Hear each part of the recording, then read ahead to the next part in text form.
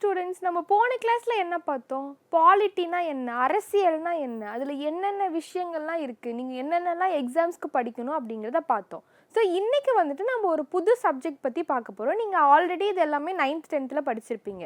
ஆனால் இது ஒரு ரிவிஷன் மாதிரி நீங்கள் படிச்சிங்கன்னா உங்களுக்கு எக்ஸாமுக்கு ரொம்ப ஹெல்ப்ஃபுல்லாக இருக்கும். இந்த ஹிஸ்ட்ரி அப்படிங்கிறதுலேருந்து உங்களுக்கு நிறைய கொஷின்ஸ் வர சான்சஸ் இருக்குது. ஸோ எந்த மாதிரியான கொஷின்ஸ்லாம் வரலாம், நீங்கள் என்னென்னலாம் மெயினாக படிக்கணும் அப்படிங்கிறத இந்த கிளாஸில் நம்ம பார்க்கலாம். ஸோ இது எல்லாமே உங்களுக்கு ஸ்டடி மெட்டீரியலாக நம்ம கொடுத்துருவோம். ஸோ அதை வச்சு நீங்கள் எல்லாத்தையும் நீங்கள் படிச்சுக்கலாம். இதை தவிர்த்து உங்களுக்கு ஹிஸ்ட்ரியிலேருந்து கொஷின்ஸ் வர சான்சஸ் கம்மி தான். ஸோ நீங்கள் இப்போலேருந்தே ஹிஸ்ட்ரி அப்படிங்கிறத ஒன்று கஷ்டமாக பார்க்காம ரொம்ப ஈஸியாக வந்து ஒரு கதை மாதிரி படிச்சுக்கோங்க. ஸோ அது மூலிமா வந்துட்டு உங்களால் ஈஸியாக ஸ்கோர் பண்ண முடியும். இது எல்லாமே ஒரு ஹிண்ட்ஸ் மாதிரி நீங்கள் ஞாபகம் வச்சுக்கிட்டீங்க அப்படின்னா உங்களுக்கு எக்ஸாம் டைமில் வந்து மறக்காமல் இருக்கும். ஸோ ஹிஸ்ட்ரி அப்படிங்கிறத என்னெல்லாம் நீங்கள் படிக்கணும் அப்படிங்கிறத நான் இந்த கிளாஸில் நான் சொல்கிறேன். ஸோ அதுக்கு முன்னாடி நம்ம எதுக்கு ஹிஸ்ட்ரி படிக்கணும் அப்படிங்கிறத நீங்கள் எல்லாமே தெரிஞ்சுக்கணும். இதுக்கு முன்னாடி வரலாற்றில் என்னென்ன நிகழ்வுகள் நடந்துச்சு, யாரெல்லாம் வாழ்ந்திருக்காங்க, என்ன மாதிரியான ஆட்சிகள்லாம் செஞ்சுருக்காங்க அப்படிங்கிற எல்லாத்தையும் நம்ம படிக்கலாம். ஸோ நான் போன கிளாஸில் என்ன சொல்லியிருந்தேன், பாலிட்டி அப்படிங்கிற ஒன்று எப்படி உருவானுச்சு அப்படிங்கிறத நம்ம பார்த்தோம். ஸோ ஒரு கவர்னன்ஸ் அப்படிங்கிறது உருவாகிறதுக்கு முன்னாடி நிறைய விஷயங்கள் நடந்திருக்கும்ல. ஸோ அதெல்லாம் தான் நம்ம வரலாற்று நிகழ்வுகளாக பார்க்குறோம். ஸோ வரலாற்று நிகழ்வுகளை வச்சு இனிமே வரப்போகிற பிரச்சனைகளை நம்மளால தீர்த்துக்க முடியும். ஸோ அதனால வரலாறை வந்து ரொம்ப இம்பார்ட்டண்டாக நம்ம படிக்கணும். இந்த வரலாறு அப்படிங்கிறதுல என்னென்ன மாதிரியான டிவிஷன்ஸ் இருக்குது அப்படிங்கிறத நம்ம பார்க்கலாம். ஸோ ஹிஸ்ட்ரியை வந்து மொத்தம் 3 டைப்பாக பிரிக்கிறாங்க. ஒன்று வந்துட்டு ஏன்ஷியன் ஹிஸ்ட்ரி, பண்டைய வரலாறு. அதுக்கப்புறம் மெடிவல் ஹிஸ்ட்ரி, இடைக்கால வரலாறு. கடைசியாக வந்துட்டு மாடர்ன் ஹிஸ்ட்ரி, நவீன வரலாறு. இது ஏன் வந்துட்டு 3 டிவிஷனாக பிரிக்கிறோம், இதில் என்னெல்லாம் இருக்குது அப்படிங்கிறத நம்ம பார்க்கலாம். ஸோ ஃபஸ்ட்டு வந்துட்டு ஏன்ஷியன் ஹிஸ்ட்ரி, பண்டைய வரலாறு. பண்டைய வரலாறுன்னு எடுத்துக்கிட்டா அங்கே வந்து எந்த மாதிரியான மாற்றங்கள் வந்துச்சு, யாரெல்லாம் வாழ்ந்திருக்காங்க அப்படிங்கிற எல்லாத்தையும் நம்ம பார்க்கலாம். இப்போ ஹிஸ்ட்ரி அப்படிங்கிறது எடுத்துனாலே நம்ம எதை வச்சு அதை ஹிஸ்ட்ரின்னு சொல்கிறோம், அதோட பழமை தன்மையை வச்சு தான் நம்ம வந்து அது ஹிஸ்ட்ரி அப்படிங்கிறதே சொல்கிறோம். ஸோ ஹிஸ்ட்ரி அப்படிங்கிறது நிறைய சோர்சஸ் மூலமாக தான் நம்ம வந்துட்டு தெரிஞ்சுக்கிறோம். ஆமா, இது வந்து நடந்திருக்கு அப்படிங்கிறத நம்ம தெரிஞ்சுக்கிறோம். அதன் வச்சு பார்க்கும்போது ஃபர்ஸ்ட் ப்ரீ ஹிஸ்டாரிக் பீரியட் அப்படிங்கிறது இருக்கு. அதாவது வரலாற்றுக்கு முந்தைய காலகட்டம். ஸோ வரலாற்றுக்கு முந்தைய காலகட்டத்தில் மக்கள் வந்து எப்படி வாழ்ந்திருக்காங்க, அவங்க எப்படி வந்துட்டு நிறைய டெக்னாலஜிஸை கண்டுபிடிச்சாங்க அப்படிங்கிறது எல்லாமே இந்த ஸ்டேஜஸில் வரும். எடுத்த உடனே வந்து மனுஷங்க வந்து நெருப்பை கண்டுபிடிக்கல. ஸோ அதுக்கு முன்னாடி அவங்க எப்படி வாழ்ந்திருக்காங்க அப்படின்னா மிருகங்களை வேட்டையாடி வாழ்ந்திருக்காங்க. அதுக்கப்புறம் தான் நெருப்பு அப்படிங்கிற ஒன்றே கண்டுபிடிச்சிருக்காங்க. ஸோ அதை வச்சு சுட்டு சாப்பிட்டாங்க.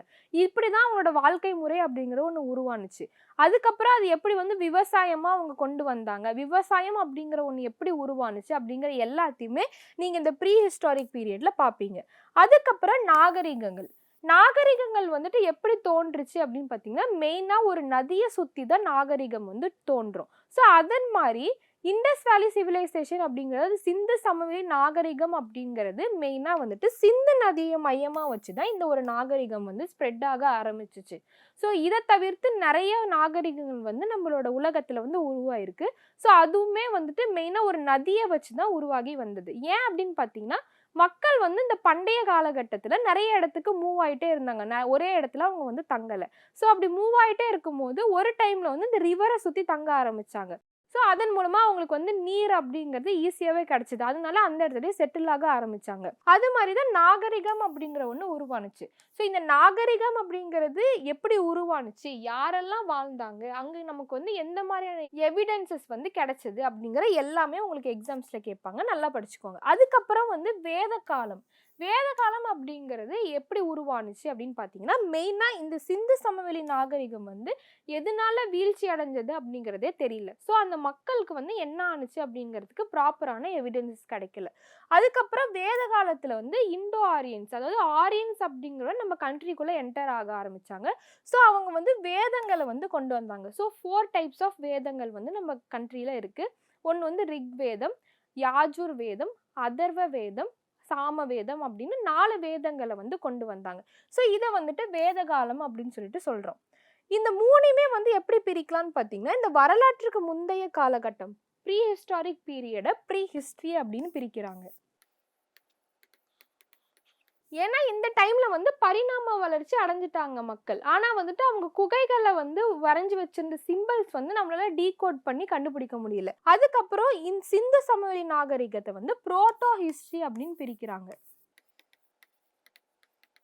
வரலாற்றுக்கு பிந்தைய காலகட்டம். ஏன் அப்படின்னா இந்த இடத்துல வந்துட்டு நமக்கு எவிடன்ஸ் வந்து நிறையவே கிடைச்சிருக்கு. நிறைய சிம்பிள்ஸ் எல்லாமே கிடைச்சிருக்கு. ஆனா நம்மளால அதை வந்து டீகோட் பண்ண முடியல. இந்த இடத்துல வந்து அவங்க எந்த லாங்குவேஜ் யூஸ் பண்ணாங்க, என்ன பேசுனாங்க அப்படிங்கிறது எதுவுமே தெரியல. ஆனா இந்த டைம்ல வந்து நமக்கு தெரியுது. ஆனா வந்து நம்மளால டீகோட் பண்ண முடியல. அதனாலதான் இதை புரோட்டோ ஹிஸ்டரின்னு சொல்றோம். அதுக்கப்புறம் வேத காலத்தை வந்து ஹிஸ்டரின்னு சொல்றோம். ஏன் அப்படின்னா இந்த டைம்லயே நமக்கு எவிடன்ஸ் வந்து கிடைச்சிருக்கு. வேதங்கள்லாம் எழுதியிருக்காங்க. அந்த வேதங்கள்ல வந்து என்ன எழுதியிருக்காங்க அப்படிங்கிறத நம்மளால படிச்சு தெரிஞ்சுக்க முடிஞ்சது. அதனால தான் இதை ஹிஸ்டரி அப்படின்னு சொல்லிட்டு சொல்றோம்.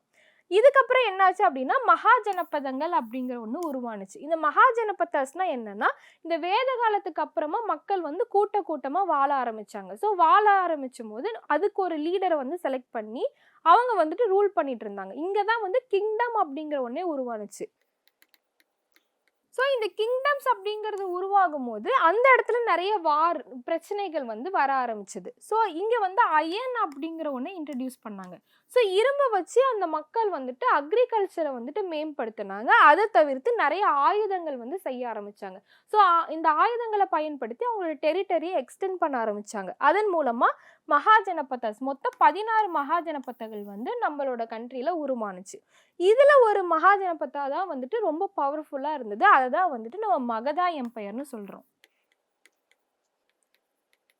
ஸோ மகத பேரரசு அப்படிங்கிற ஒன்னே வந்துட்டு இந்த டைம்ல தான் உருவானுச்சு. அதுக்கப்புறமா தான் வந்து மௌரியன் எம்பையர் அப்படிங்கிற ஒன்று உருவானுச்சு. ஸோ மௌரியர்கள்லாம் யாரெல்லாம் இருந்தாங்க, அவங்க என்னெல்லாம் செஞ்சாங்க அப்படிங்கிற எல்லாமே நீங்க இந்த மௌரிய பேரரசுல பார்ப்பீங்க. ஸோ இதோட ஃபவுண்டரா யார் இருந்தாங்கன்னு பார்த்தீங்கன்னா சந்திரகுப்த மௌரியா. இதை தவிர்த்து இந்த காலகட்டத்தில் வந்து மெயினாக ரிலீஜியஸ் மூமெண்ட்ஸ் அப்படிங்கிற ஒன்று உருவானுச்சு. நிறைய சமய இயக்கங்கள் வந்துட்டு இந்த டைமில் உருவாக ஆரம்பிச்சிச்சு. மெயினாக என்னன்னு பார்த்தீங்கன்னா புத்திசம், பௌத்த மதம், ஜெயினிசம், சமண மதம். ஸோ இப்படிங்கிற 2 மதங்கள் வந்துட்டு இந்த டைம்ல உருவாக ஆரம்பிச்சிச்சு. ஸோ இதில் வந்து யாரெல்லாம் எது எடுத்து பின்பற்றினாங்க அப்படிங்கிற எல்லா விஷயமும் நீங்க படிப்பீங்க. மெயினா ஜெயினிசம் அப்படிங்கிறத சந்திரகுப்த மௌரியர் வந்துட்டு யூஸ் பண்ணியிருக்காரு. அவர் வந்துட்டு இதோட ஃபாலோவரா இருந்திருக்காரு அப்படிங்கிற எவிடன்ஸ் வந்து நமக்கு கிடைச்சிருக்கு. அதை தவிர்த்து புத்த மதத்தை வந்து யாரெல்லாம் வந்துட்டு பின்பற்றினாங்க அப்படிங்கிற எல்லா விஷயத்தையும் நீங்க படிச்சுக்கணும்.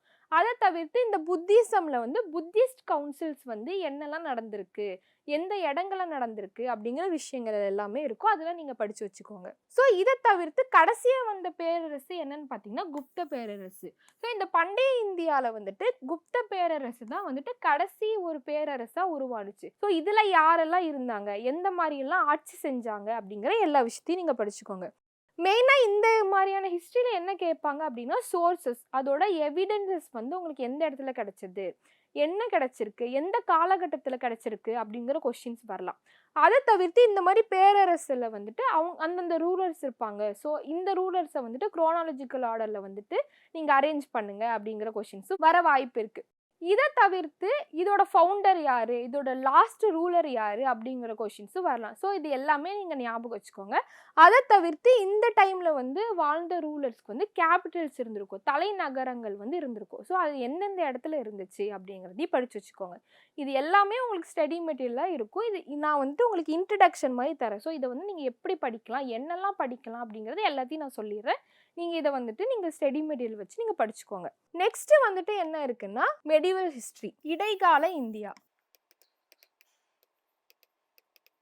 ஸோ இந்த இடைக்கால இந்தியாவில் எந்த மாதிரியான ரூலர்ஸ்லாம் இருந்தாங்க, யாரெல்லாம் வாழ்ந்தாங்க அப்படிங்கிற எல்லா விஷயத்தையும் நீங்கள் படித்து வச்சுக்கோங்க. நான் இதுக்கு முன்னாடி என்ன சொன்னேன், குப்த பேரரசு தான் வந்து கடைசியாக இருந்தது பண்டைய இந்தியாவில்னு சொன்னேன். ஸோ குப்தர்களுக்கு அப்புறமா போஸ்ட் குப்தா ஏஜ் அப்படின்னு சொல்லிட்டு நம்ம இந்த காலகட்டத்தை சொல்கிறோம். ஏன் அப்படின்னா குப்தர்களுக்கு அப்புறமா வந்துட்டு ஒரு பெரிய பேரரசு அப்படிங்கிறது உருவாகலை. ஸோ உருவாகிறதுக்கு ரொம்ப டைம் ஆணுச்சு.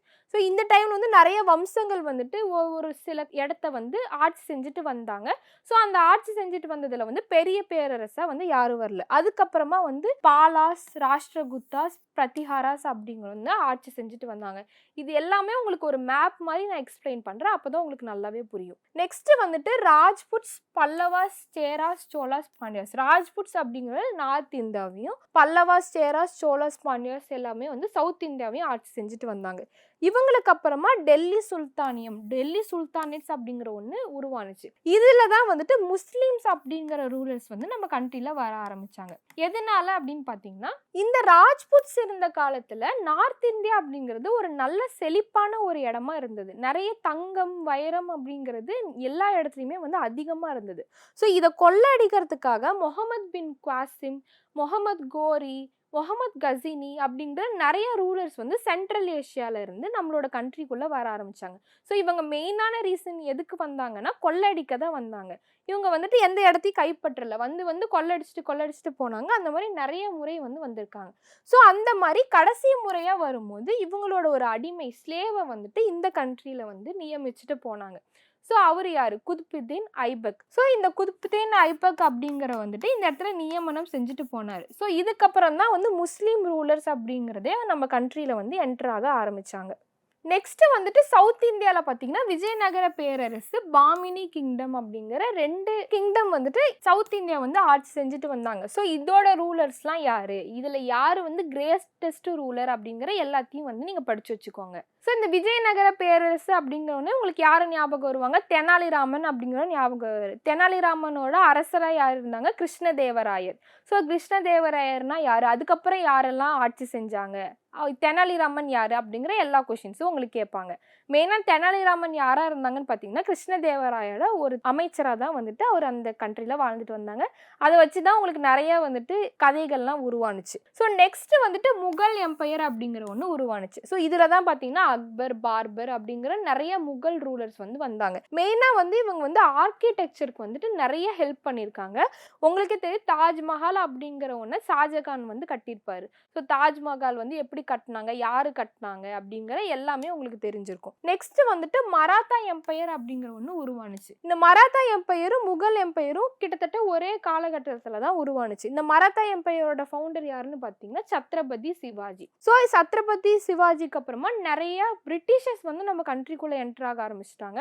ஸோ இவங்க 2 பேருக்கும் நிறைய வார் வந்துச்சு. பிரிட்டிஷ் வந்துட்டு ஒரு அரசாங்கத்தை வந்து இங்க நியமிக்கிற அளவுக்கு மராத்தா எம்பையருக்கு அப்புறம் தான் வந்துட்டு இவங்களுக்கு ஒரு பவர் கிடைச்சது. ஸோ இந்த மராத்தா எம்பையர்ல மெயினா 3 ஆங்கிலோ மராத்தா வார்ஸ் அப்படிங்கிற ஒன்று நீங்கள் படிப்பீங்க. ஸோ எப்படி வந்துட்டு பிரிட்டிஷர்ஸ் கொஞ்சம் கொஞ்சமாக வந்துட்டு நம்மளோட இடத்த வந்து கைப்பற்றினாங்க அப்படிங்கிற எல்லாமே இந்த டைமில் தான் நடந்துச்சு. ஸோ இதுக்கப்புறமா தான் வந்து நம்ம மாடர்ன் இந்தியன் ஹிஸ்ட்ரி அப்படிங்கிற ஒன்று பார்க்குறோம். ஸோ பண்டைய இந்தியா, இடைக்கால இந்தியாவுக்கு அப்புறமா நம்ம வந்து நவீன இந்தியா பற்றி பார்க்குறோம். ஸோ நவீன இந்தியாவில் வந்து என்னெல்லாம் நடந்துச்சு அப்படிங்கிற எல்லாத்தையும் வந்து நீங்கள் படிச்சுக்கோங்க. இதில் ஃபஸ்ட்டு வந்துட்டு decline of Mughal empire and rise of British power. நான் சொன்ன மாதிரி பிரிட்டிஷர்ஸ் வந்து இங்கே மெயினாக வணிகம், ட்ரேட் செய்கிறதுக்காக தான் வந்தாங்க. ஆனால் அவங்க வந்துட்டு பின்னடைவில் வந்துட்டு நிறைய நிலங்களை வந்து கைப்பற்றி அந்த இடத்த ஆட்சி செய்ய ஆரம்பிச்சாங்க. ஸோ இது கொஞ்சம் கொஞ்சமாக தான் அவங்க வந்துட்டு ஆட்சி செய்ய தொடங்கினாங்க. அதுக்கப்புறமா அரைவல் ஆஃப் தி யூரோப்பியன்ஸ் அப்படிங்கிற ஒன்று நீங்கள் பார்ப்பீங்க. ஸோ பிரிட்டிஷ் பவர் வந்துட்டு வந்துச்சு. ஆனால் அதுக்கு முன்னாடி யாரெல்லாம் நம்ம கண்ட்ரிக்குள்ள வெளிநாட்டவர்கள் வந்து யாரெல்லாம் வந்தாங்க அப்படிங்கிறது எல்லாமே படிச்சுக்கோங்க. ஃபர்ஸ்ட் வந்தது யாருன்னு பார்த்தீங்கன்னா போர்ச்சுகீஸ். பிரிட்டிஷர்ஸ் வந்து நம்ம கண்ட்ரிக்குள்ள வரல. ஃபர்ஸ்ட் வந்து போர்ச்சுகீஸ் தான் நம்ம கண்ட்ரிக்குள்ள வந்தாரு. உங்களுக்கே தெரியும் வாஸ்கோட காமா. இவரு தான் வந்து நம்ம கண்ட்ரிக்குள்ள ஃபர்ஸ்ட் என்டர் ஆயிருப்பாரு. ஸோ அதுக்கப்புறம் தான் இதை தொடர்ந்து நிறைய ஃபாரின் கண்ட்ரிஸ் வந்து நம்ம கண்ட்ரிஸ்குள்ள என்டர் ஆக ஆரம்பிச்சாங்க. மெயினாக ஸ்பைசஸ்னால வணிகம் செய்யறதுக்காக தான் அவங்க என்டர் ஆக ஆரம்பிச்சாங்க. பின்னடைவில் தான் வந்துட்டு ஒரு அரசாங்கத்தையே அவங்க உருவாக்க ஆரம்பிச்சாங்க. அதுக்கப்புறம் British rule in India. So Britishers வந்து நம்மளை எப்படி ஆட்சி செஞ்சாங்க, அவங்க எந்த மாதிரியான பாலிசிஸ் போட்டாங்க அப்படிங்கிற எல்லாத்தையும் நீங்கள் படிச்சுக்கோங்க. அதுக்கப்புறமா இந்தியன் நேஷனல் மூவ்மெண்ட். இதுக்கு அகெயின்ஸ்டா இந்தியர்கள் எந்த மாதிரியான போராட்டங்கள் பண்ணாங்க, எந்த மாதிரியான மூவ்மெண்ட்ஸ் பண்ணாங்க அப்படிங்கிறத எல்லாத்தையும் படிச்சுக்கோங்க. இதுக்கப்புறமா காந்தியன் எரா. இதை வந்து செப்பரேட்டாக காந்தி வந்து எப்படி நம்ம நாட்டுக்குள்ளே வந்தார், எங்கேருந்து வந்தார், அவர் எந்த மாதிரியான மூவ்மெண்ட்ஸ் வந்து பண்ணார், ஸோ எந்தெந்த தலைவர்கள்லாம் அந்த டைமில் இருந்தாங்க, ஸோ இது எல்லாத்தையுமே நீங்கள் படிச்சுக்கோங்க. கடைசியாக வந்து போஸ்ட் இண்டிபெண்டன்ஸ் அதாவது இண்டிபெண்டன்ஸ் கிடைச்சதுக்கு அப்புறமா இப்போ வரைக்கும் நடக்கிற எல்லாமே உங்களுக்கு வந்து நடப்பு நிகழ்வுகளா இருக்கு. ஸோ போஸ்ட் இண்டிபெண்டன்ஸ்ல எப்படி வந்து இந்தியா பாகிஸ்தான் பிரிஞ்சது, ஸோ பாகிஸ்தானுக்கு வந்துட்டு என்னென்ன டெரிட்டரிஸ் போணுச்சு, இந்தியா என்னென்ன டெரிட்டரிஸ் போணுச்சு, ஸோ இந்த டைம்ல வந்து யாரெல்லாம் மேஜரான பொசிஷன்ல இருந்தாங்க, ஃபர்ஸ்ட் பிரசிடென்ட்டா யார் இருந்தாங்க, ஃபர்ஸ்ட் பிரைம் மினிஸ்டரா யார் இருந்தாங்க, அவங்களுக்கு எந்த மாதிரியான சப்போர்ட்லாம் இருந்துச்சு அப்படிங்கிற எல்லாமே நீங்க போஸ்ட் இண்டிபெண்டன்ஸ் இந்தியால வந்து படிப்பீங்க. ஸோ வரலாறுன்னு எடுத்துக்கிட்டாலே இந்த 3 கேட்டகரிஸ் தான் நம்ம மெயினாக பார்க்குறோம். ஸோ நான் இது வரைக்கும் சொன்னது எல்லாமே வந்துட்டு இந்த வரலாற்றில் வந்து ரொம்ப முக்கியமாக நம்ம பார்க்குறோம். ஸோ நீங்கள் வந்துட்டு இந்த மாதிரியான கிங்டம்ஸ்லாம் படிக்கும்போது அதில் வந்து நான் முன்னாடி சொன்ன மாதிரி ஃபஸ்ட்டு ரூலர் யார், அவங்க எந்த மாதிரியான அச்சீவ்மெண்ட்ஸ் பண்ணியிருக்காங்க அப்படிங்கிற எல்லா விஷயத்தையும் படிச்சுக்கோங்க. இதை கூட நீங்கள் வந்துட்டு குரோனாலஜிக்கல் ஆர்டரில் வந்து அரேஞ்ச் பண்ணுங்க அப்படிங்கிற கொஷின்ஸ் கூட வரலாம். ஸோ இதை தவிர்த்து உங்களுக்கு ஸ்டடி மெட்டீரியல் அப்படிங்கிறது எல்லாமே டிஸ்கிரிப்ஷனில் வந்து கொடுத்துருவோம். இதை வந்து நீங்கள் நல்லா படித்து வச்சுக்கோங்க. இதை தவிர்த்து உங்களுக்கு ஏதாவது டவுட் இருந்துச்சு அப்படின்னா நீங்கள் கமெண்ட் பண்ணுங்கள். நம்ம நெக்ஸ்ட் கிளாஸில் வந்துட்டு அதையும் இன்க்ளூட் பண்ணி நம்ம பார்த்துடலாம். தேங்க்யூ.